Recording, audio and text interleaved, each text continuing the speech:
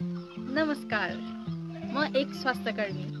तपाईहरुलाई आज बालबिटा, vitamin A र जुकाको औषधिको बारेमा भन्छौँ।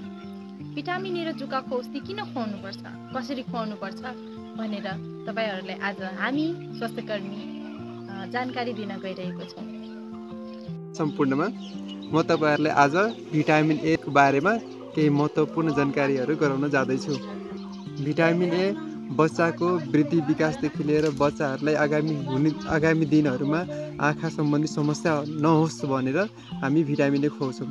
भिटामिन ए खुवाउने उमेर समूह 6 महिना पुरा भएर 5 वर्ष मुनिको बालबालिकाहरू। 6 महिना पुरा भएर 12 महिनासम्मको बच्चालाई आधी क्याप्सुल खुवाउँछौँ। 12 महिना पुरा भएर 5 वर्ष मुनिको बच्चाहरूलाई एक क्याप्सुल खुवाउँछौँ। जुकाको औषधिले बच्चाहरूलाई प्यारासाइटिक इन्फेक्सनबाट बचाउँछ।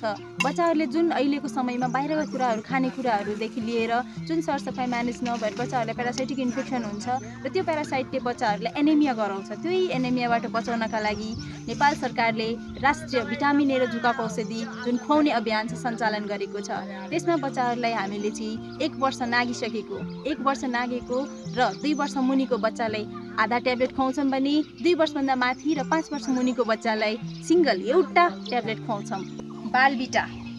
बालबिटाले खानालाई बनाउँछ पोसिलो, बालबालिका हुन्छन् चनाखो र दरिलो हो।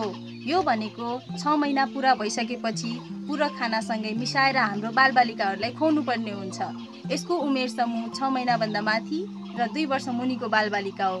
यो हामी 2 महिना खुवाउँछौँ, 4 महिना खुवाउँदैनौँ, फेरि अर्को 2 महिना खुवाउँछौँ अनि 4 महिना खुवाउँदैनौँ गरेर हामी हरेक वैशाख र कार्तिकमा 6 महिना पुरा भएकाहरू जति बालबालिका छन् त्यो सबैले हामी बालबिटा खुवाउँछौँ र यो खुवाउनु पर्ने हुन्छ। किन भन्दाखेरि यसमा 15 किसिमको मल्टिभिटामिन्सहरू, पोषिलो कुराहरू, न्युट्रिएन्ट्सहरू, माइक्रोन्युट्रिएन्ट्सहरू जुन बच्चालाई आवश्यक हुन्छ उसको वृद्धि विकासको लागि हो, त्यो कुराहरू यसमा मिसाएका छन्।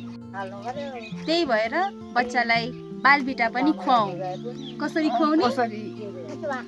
धेरै चिसो खानामा पनि नराखौँ, धेरै तातो खानामा पनि नराखौँ, ठिक्क बाग्लो खाले खानामा धेरै झोलिलोमा नराखौँ र बाग्लोमा मिसाएर खुवाऊ है।